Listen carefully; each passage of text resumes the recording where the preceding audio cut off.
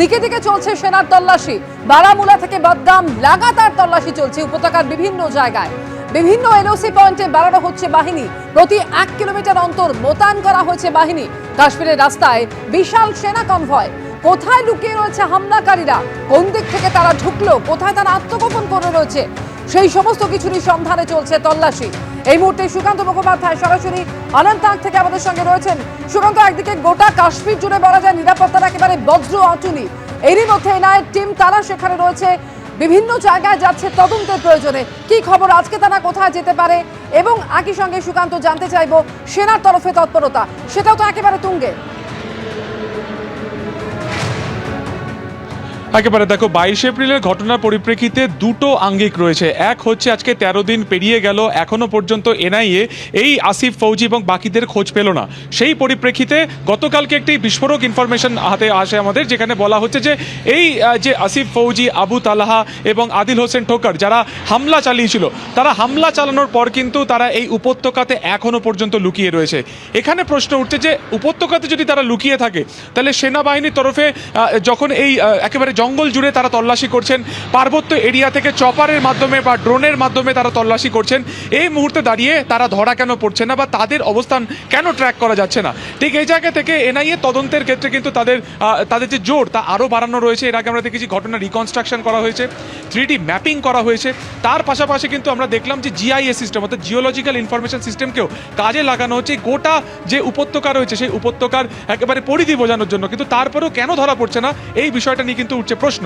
অন্যদিকে DG NIA সাধারণ দাতে আজকে তার 4র্থ দিন, তিনি কিন্তু এখনো উপত্যকাতেই রয়েছেন।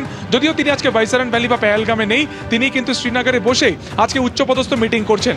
এবং শুধুমাত্র যে পেহেলগামে এই যে তৎপরতা রয়েছে তা নয়, পাশাপাশি আমরা আজকে সকাল থেকে যে তৎপরতা দেখলাম যে শ্রীনগর অর্থাৎ একেবারে সেন্টার পয়েন্ট কাশ্মীরের, সেখানেও কিন্তু জম্মু কাশ্মীর পুলিশের তরফে ব্যাপক নিরাপত্তা বাড়ানো রয়েছে। ডাল লেকে সিআরপিএফ এর বোট ঘুরে বেড়াচ্ছে।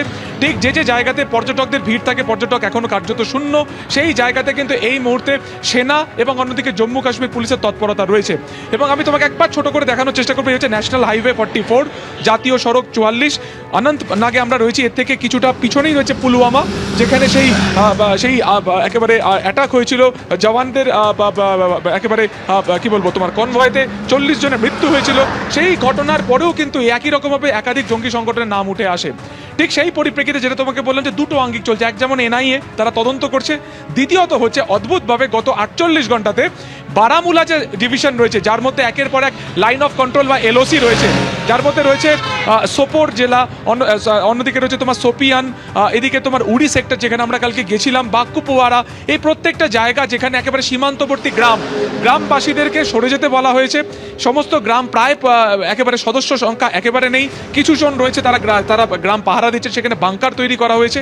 এছাড়া সেই সমস্ত জায়গাতে কিন্তু অদ্ভুতভাবে গত 48 ঘন্টাতে সেনাবাহিনীর তৎপরতা ব্যাপক বাড়ানো রয়েছে, ভীষণ কড়াকড়ি সেখানে রয়েছে।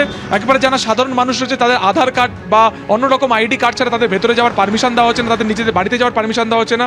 এছাড়া সংবাদ মাধ্যম থেকে শুরু করে কাউকে এই সমস্ত লাইন অফ কন্ট্রোলে কিন্তু যাওয়া একেবারে বারণ, অর্থাৎ সেখানে সেনা তৎপরতা পুরো বাড়ানো রয়েছে। তার কারণ প্রায় 13 দিন পেরিয়ে গেছে, যে কোনো মুহূর্তে ভারতের তরফে প্রত্যাঘাত করা হতে পারে। ঠিক সেই জায়গাকে মাথায় রেখে কিন্তু জম্মু কাশ্মীর বিশেষ করে এলওসি যে জায়গায় রয়েছে সেখানে ইনফিল্টারেশন হতে পারে বা অনুপ্রবেশ হতে পারে। সেই কারণে কিন্তু রাতের বেলাতে বা দিনের বেলাতে বা দুপুর বেলাতে সবসময় সেনা ছাউনি বানানো রয়েছে। রাষ্ট্রীয় রাইফেলস থেকে শুরু করে বিএসএফ, সিআরপিএফ একেবারে সেনাতে ছয়লাভ করে দেওয়া হচ্ছে, যাতে কোথাও কোনোরকমভাবে ভারতের প্রত্যাঘাতের পরে পিওকের তরফ থেকে যখন তারা কোনো হামলা করার চেষ্টা করবে বা অনুপ্রবেশ করানোর চেষ্টা করবে, সেখানে তাদেরকে আটকানোর জন্য এই বাহিনীর সংখ্যা কিন্তু অনেক বাড়ানো রয়েছে। ফলত 22 তারিখের পরে বিগত 48 ঘন্টাতে কিন্তু গোটা উপত্যকা জুড়ে বাহিনীর বজ্র আটুনিতে এই মুহূর্তে পুরো পরিবেষ্টন করে রাখা হয়েছে গোটা উপত্যকা।